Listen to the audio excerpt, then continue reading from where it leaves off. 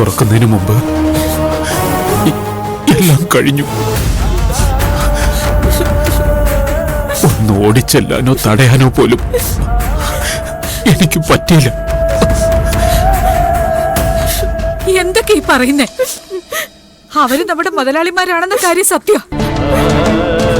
പക്ഷെ അവർക്ക് ഇഷ്ടമുള്ളത് എന്ത് കാണിക്കാമെന്നാ?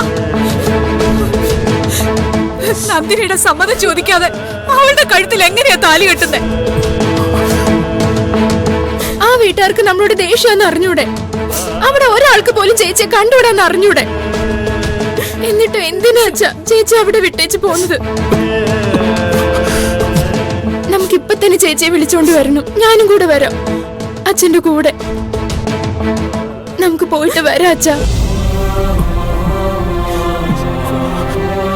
വേണ്ട അച്ഛാ, നന്ദിനി അവിടെ നിർത്തണ്ട. നന്ദിനിക്ക് സ്വസ്ഥത ഉണ്ടാവില്ല. നന്ദിനിയുടെ കല്യാണവും കഴിഞ്ഞിട്ടില്ല, താലികെട്ടും കഴിഞ്ഞിട്ടില്ല. നമുക്ക് നന്ദിനി ഇങ്ങോട്ട് കൊണ്ടുവരാം അച്ഛാ. സുദേവ, മുതിർന്ന ഒരു പെൺകുട്ടിയുടെ വിവാഹം കഴിഞ്ഞാല് കാരണവന്മാരെ ആശ്വസിക്കേണ്ടത്. നമ്മളിപ്പോ പേടിക്കല്ലേ വേണ്ടത്. നന്ദിനിമോക്ക് അവിടെ സ്വസ്ഥത കിട്ടില്ലടാ.